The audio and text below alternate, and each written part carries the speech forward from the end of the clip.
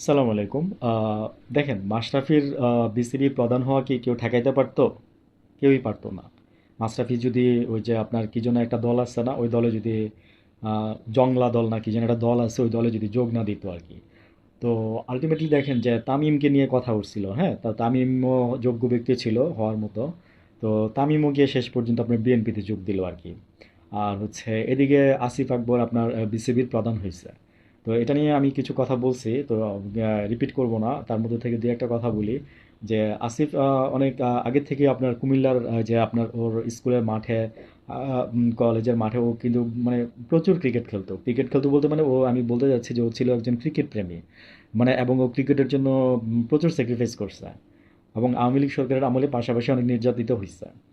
তো ওর প্রাপ্যটা হয়তো ও পাইছে। তো আমার বলার উদ্দেশ্য হচ্ছে যে আজকে যে আপনারা যে এই যে মনে করেন যে এই যে মাশরাফি বলেন, এই যে তামিম বলেন, তারপরে হচ্ছে যে সাকিব আল হাসান বলেন, হ্যাঁ, মানে কি বলবো, যে সাকিবের নামটা নিতে চাই নাই, তারপরে নিলাম।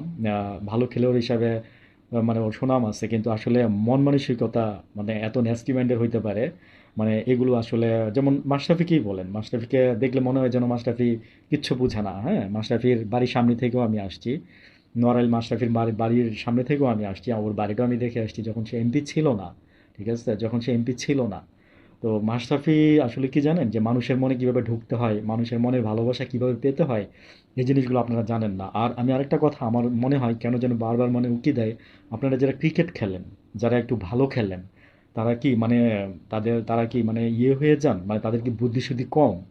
হ্যাঁ, নাকি আপনাদের বুদ্ধি বেশি? কোনটা? মানে হয় এক হইতে পারে যে আপনাদের বুদ্ধি কম, আপনারা বুঝেন না, ঠিক আছে, আমার মনে হয়। আর নাইলে মনে হয় কি জানেন, যে আপনারা মনে হয় বেশি বুঝেন। ঠিক আছে, কে বলছিল ভাই দুদিন পরে মরে যাবেন না? মানুষের ভালোবাসা নিয়ে দেশে ছিলেন, মানুষের ভালোবাসা নিয়ে দেশে আছেন, থাকবেন। এখন যে মানুষের ঘৃণা পাচ্ছেন, খুব মজা লাগতেছে, তাই না? ভালো লাগতেছে। তো ওয়েল ডান, আমি বাহবা দেই যে আসিফ আকবর আপনার এই যে আমার এলাকা থেকেই হয়েছে। তো I also proud of him. তো আমার মানে এমনিও তারা আমার ভালো লাগে, ব্যক্তিগতভাবে আসিফকে আমার ভালো লাগে। তো অনেক বছর পরে আসিফ গত বছর আপনার এই যে জাহাঙ্গীরনগর ইউনিভার্সিটিতে আপনার গান গেছিল গত বছর। তো ওর তো মানে ওর কোনো বদনাম নাই, সত্যি কথা যেটা, উনি একজন ভালো মানুষ, ভালো পার্সন। তো এনিওয়েজ, ভালো মানুষকে আসলে আমরা এই জেনারেশন যারা আছি, আমি বলছি না যে দুই চারটা জেনারেশন আমরা যারা আছি, যারা আমরা এই দুই চারটা জেনারেশন দ্বারাই গেছি, তাদেরকে আপনারা কোনো কিছু দিয়ে আপনাদের বুঝাইতে পারবেন না। হ্যাঁ, আপনাদের আগের আমলের চিন্তা ভাবনা ধ্যান ধারণা বাদ দেন। আপনারা জানেন যে এখন গুগলকে জিজ্ঞেস করলে সব কিছু বলে দেয়, হ্যাঁ, চ্যাট জিপিটিকে জিজ্ঞেস করলে সব বলে দেয়। আপনারা কয়জন যারা মুরব্বী আছেন তারা এই জিনিসগুলো জানেন কিংবা ইউজ করেন? আপনাদের সাথে কেন পোলাবেন মনে করেন যে শুধু শুধু অযথা আপনার আপনাদের সাথে টক্কর দিতে যাবে বা আপনাদের সাথে বেয়াদবি করবে? ভালো থাকবেন।